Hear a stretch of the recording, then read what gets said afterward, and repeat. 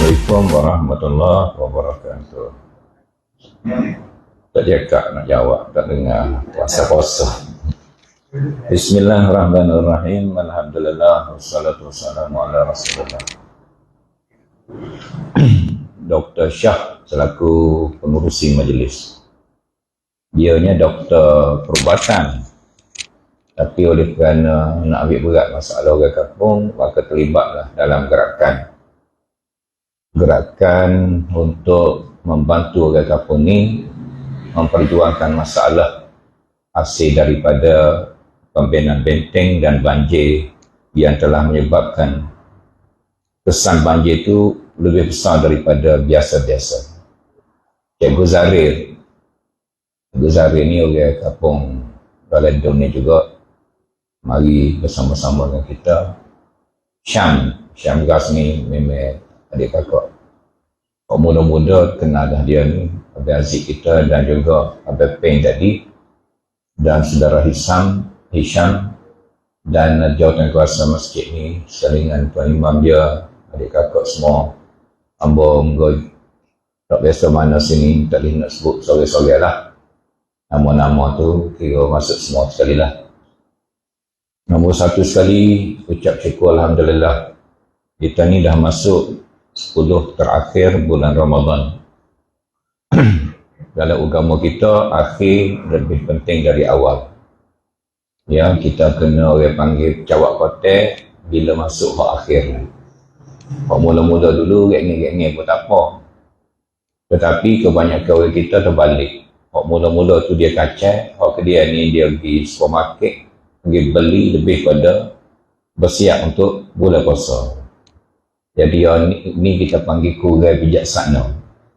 Ya, baik. Oleh kerana kita nak menghadap buka puasa ni, dia panggil waktu-waktu emas. Waktu-waktu emas yang sangat berharga. Kerana bila nak buka, masa dekat nak buka, doa dan permintaan kita akan sangat-sangat mudah diterima oleh Allah SWT. Mengambil sempena nak buka puasa dan bulan Al-Quran ni, kita tengok 1-2 ayat Al-Quran. Abah baca, adik kakak ikut ramah-ramah. Abah baca 2 ayat saja kerana nak jimatkan masa untuk kita buat acara-acara yang lain. A'udzubillahi minasyaitanirrajim. Bismillahirrahmanirrahim. Amba baca sepatah-sepatah supaya adik kakak boleh ikut. Zaharal fasadu fil barri wal bahri bima kasabat aydin nas liyuziqahum ba'dal ladzi amilu la'allahum yarji'un. Kul siru fil ardi fanzuru kaifa kana aqibatul alladhina min qabl kana aktsaruhum musyrikin. Sekali lagi, biar berkah. Zaharal fasad fil barri wal bahri bima kasabat aydin nas liyuziqahum ba'dal ladzi amilu la'allahum yarji'un. Kul siru fil ardi fanzuru kaifa kana aqibah alladhina min qabl kana aktsaruhum musyrikin. Sadaqallahul aliyyil azim. Kita baca ni ayat 41 dan 42 surah Ar-Rum. Dalam Quran ada satu surah, nama dia surah Rum. Surah Rum ni adalah nama satu kerajaan, satu empire yang ada sebelum Nabi SAW lagi, dan nama dia Rom. Kalau Allah ni kat orang panggil negara-negara barat lah, orang putih sana. Maka surah ni surah negara Rom, surah Empire Rom. Nak beritahu kepada kita Al-Quran ni begitu lengkap. Empire Rom pun ada dijadikan nama dalam surah ni, dalam Quran. Ayat yang kita nak baca ni ayat 41. Zaharal fasadu fil barri. Ternampak dengan jelas kesan-kesan daripada kerosakan. Al-fasad ni kerosakan, kemusnahan, keburukan. Nampak kesan dia di laut, di daratan atas darat, dan di lautan atas laut, dalam laut. Daripada mana kerosakan ini mari? Kerosakan ini mari bukan daripada Allah SWT. Allah hanya menampakkan kesan buruk dia saja. Kerosakan tu bima kasabat aydin nas. Mari daripada tangan-tangan perbuatan manusia itu sendiri. Sebab apa mari tanda-tanda kerosakan sehingga orang boleh tengok belakang atas darat pun nampak setengah. Kalau rosak di laut, nampak di laut. Tujuannya apa? Sebab kita sudah tahu. Sebabnya daripada perbuatan manusia sendiri. Apa tujuan Allah menampakkan tanda-tanda kerosakan itu? Sehingga orang boleh tengok belakang. Liyuziqahum, untuk Allah merasakan keperitannya. Keperitan kerosakan itu kepada orang-orang. Ba'dalladzi amilu la'allahum yarji'un. Sebahagian daripada apa yang telah mereka lakukan. La'allahum yarji'un, mudah-mudahan orang-orang yang berkenaan yang buat salah tadi balik ke pangkal jalan. Kul siru fil ard. Sebagai tambahan lagi, Allah memberitahu, katakanlah wahai Muhammad kepada orang ramai, hendaklah kamu musing atas dunia ni. Jangan duduk setepak, berjalanlah pergi mari. Fanzuru, supaya dengan itu kamu boleh tengok sendiri apa kejadian-kejadian di negara-negara lain. Jangan duduk di kampungmu saja sehingga fikiranmu jadi sempit.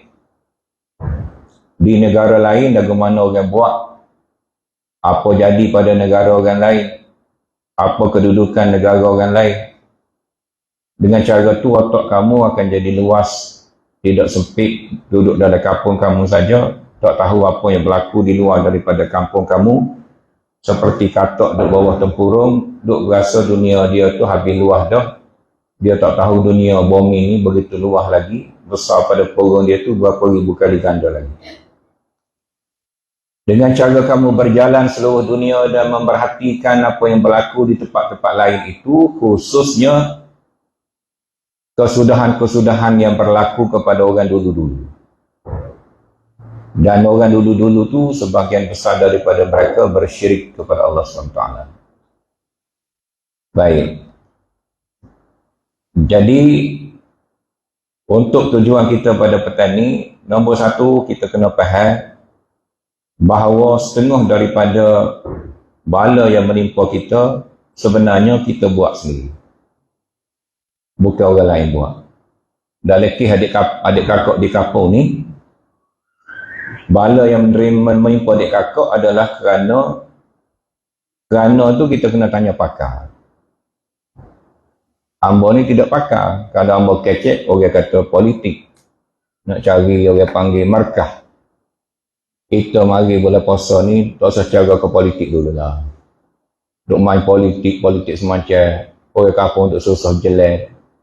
Tinggal dulu semata politik. Tapi hamba ni nak tinggal lagu mana? Orang nampak hamba ni politik. Walaupun hamba mari nak tolong orang kampung pun, orang tak ingat politik juga. Jadi kita sebenarnya ada lantik pakar dia. Iaitu nama dia Dr. Jurutera Yazid.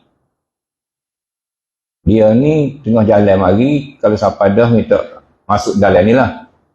Orang kampung nak dengar sikit penjelasan dia. Dia ni bekas pengarah GPS Malaysia. Hak buat projek kita ni pun GPS juga kan. Tadi kena dah lah kalau kita cari hak bekas tu dia juga dah. Kalau kita cari JKR, pergi cek hak GPS cek hak JKR, orang boleh bakit. Tak kena loop. Kena loop dah lah. Dia mari siapa lambat sikit, pasal dia bawa retina dia nak mari sekali, nak kena kapun tersel. Baik. Kita lantik dia. Iaitu mengikut arahan Quran juga. Quran kata kalau mung tak tahu benda-benda, mung tanyalah orang yang tahu. Jangan bunduk rabur, rasa-rasa kan. Pendapat orang kampung sudah ada. Tubik dalam internet, dalam YouTube, Hisham Kecek. Orang kampung royak sebab-sebab punca masalah. Orang kampung lain pun ada sebut. Tetapi pihak-pihak yang sepatutnya ambil berat, dia buat tak tahu je. Hak tergelar orang kampung. Hak kecek orang kampung. Tapi orang lain buat tak tahu. Pasal orang kampung kecek. Maka kita nak akak benda ni ke atas lagi. Kita lantiklah beberapa orang pakar, jurutera-jurutera bahagian pengairan ini untuk beri pandangan pada kita. Dia sudah beri pandangan. Pandangannya antara lain ialah kita kena ada satu saluran air tubik. Jangan membebankan sungai Golok tu, air hujan terlalu banyak, walaupun kita buat benteng. Bila tidak ada saluran kedua keluar air tu, maka jadilah bagaimana terjadi surang Balasah ni naik air pakai atas bumbung. Dan pada masa tu alhamdulillah hamba dah mari tengok sendiri. Lepas tu lah ni tanda tak ada habis kerana cat baru. Jawatan kuasa Balasah ni kena buat satu tanda cat semula tepat paras air baru ni sebagai peringatan. Orang kita Melayu ni tidak suka memperingatkan benda. Jadi bila kita tak tanda, boleh 3 tahun lagi tak? Boleh royak je lah. Kat nela tu, kat nela tu. Nah, lepas tu, lepas pada mati, nanda kat nela juga, tak tahu dah lah. Orang panggil kehilangan sejarah. Sejarah ni penting. Dan kata ulama-ulama, hak mau tulis, lebih tahan lama daripada hak ada dalam otak mu. Hak ada dalam otak mu 10 tahun ingat, lepas pada tu tak ingat. Kena blunder sebelum. Baru sedap. Jadi tanda. Ya. Jadi ayat Yazid ni sudah buat pandangan dia. Dia menunjukkan bahawa desain, reka bentuk benteng ini ada kelemahan. Awal-awal lagi reka bentuk tu tidak sempurna. Maka berlakulah seperti yang berlaku. Hamba tidak nak panjang kerana kita akan ada satu majlis khas lepas daripada raya untuk terang kepada orang kampung apa sebab berlaku banjir yang adik kakak alami baru ni. Dan kita nak bawa tajuk ni sampai kepada Ketua Setiausaha Kementerian.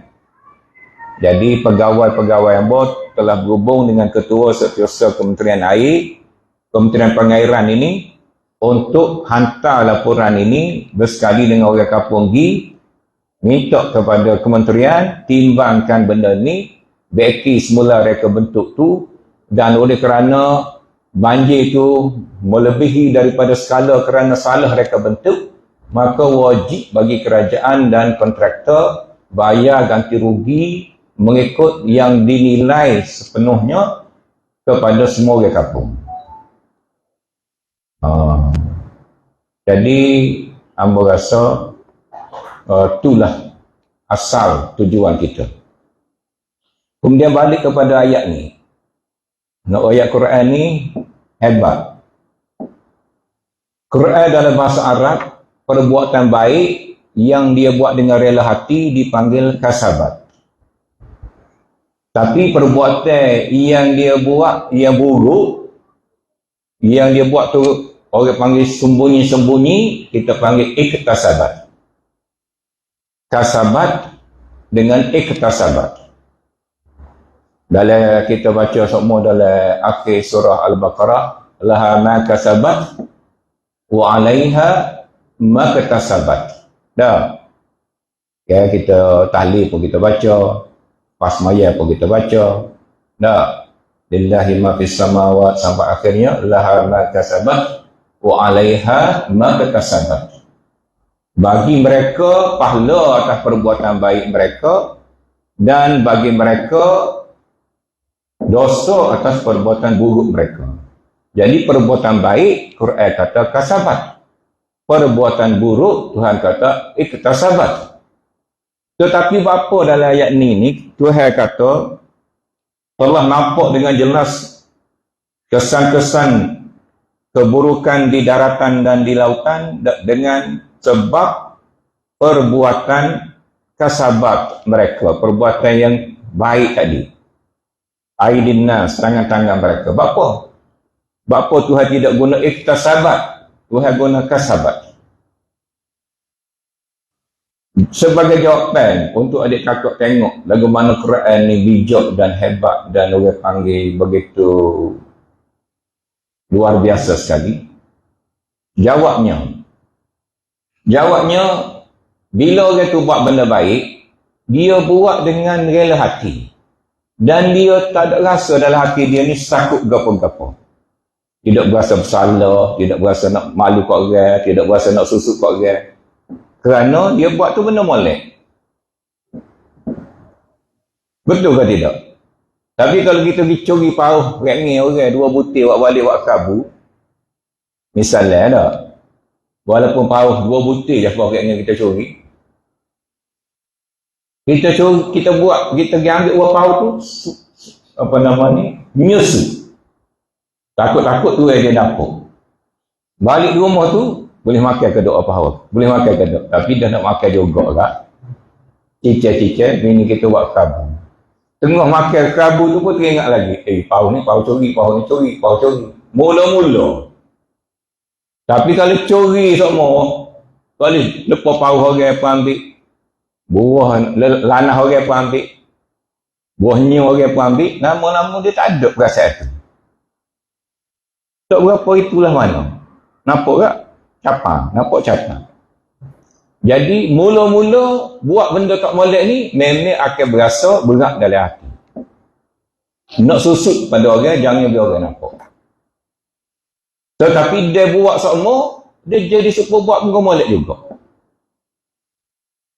Jadi bermaksud ayat ni kata perbuatan jahat ni, perbuatan buruk ni, perbuatan salah dan tak molek ni dibuat berulang-ulang, buat berulang-ulang sehingga orang kapur mari kata salah ni tak rasa salah dah kita. Kerana kita rasa buat dah. Benda ni berulang-ulang. Bila buat sekali, Tuhan tu doa mari degung selalu.